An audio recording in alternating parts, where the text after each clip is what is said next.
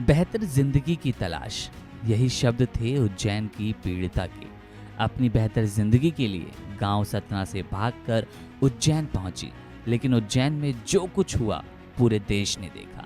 देश परेशान है, दुखी है। महाकाल की नगरी उज्जैन से मानवता को शर्मसार करने वाली वारदात के बाद पूरे देश का खून खौल रहा है। देश को झकझोर देने वाले दुष्कर्म कांड में पुलिस को बड़ी सफलता हाथ लगी। पुलिस ने मामले के मुख्य आरोपी ऑटो चालक भरत सोनी को गिरफ्तार किया। आरोपी को फॉरेंसिक जांच के लिए ले जाते हुए उसने भागने की कोशिश की। इस हाल में उसने पीछा कर रहे पुलिस वालों पर पत्थर फेंके।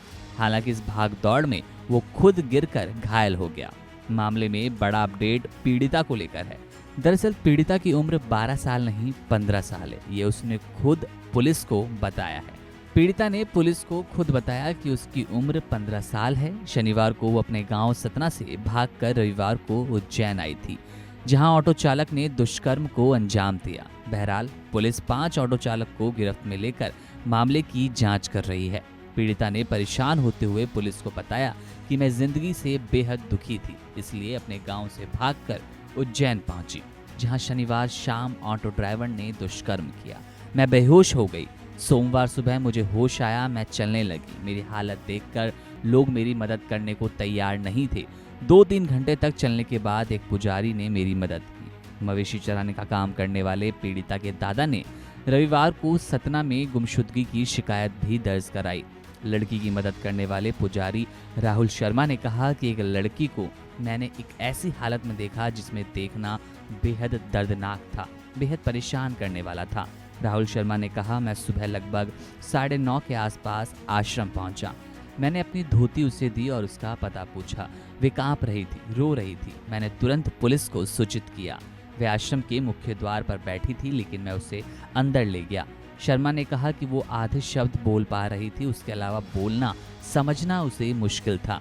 मैंने सांकेतिक भाषा में उससे खाने को पूछा तो उसने हाँ में सर हिला दिया। मैंने उसे दलिया दिया, जिसे उसने ऐसे खाया जैसे उसने पिछले कई दिनों से खाना नहीं खाया हो। पुजारी ने कहा, लड़की आश्रम के अन्य सदस्यों की मौजूदगी से भयभीत थी और मेरे पीछे छिपी हुई थी, लेकिन मैंने उसे सुनिश्चित किया कि वे वहां सुरक्षित हैं।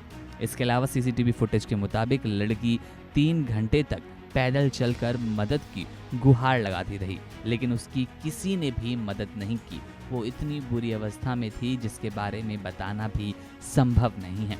वीडियो आपने भी देखा होगा, उसको यहाँ दिखाना दोबारा संभव नहीं हो पाएगा।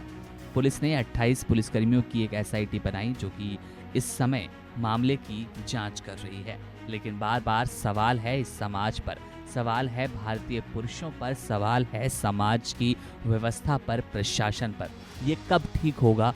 कब देश की बेटियां सुरक्षित महसूस करेंगी? कब तक देश की बेटियां अपना रास्ता बदलती रहेंगी? कब तक इन मंचलों का शिकार होती रहेंगी? सरकारें देखती रह जाती है, समाज मदद के लिए आगे नहीं आता।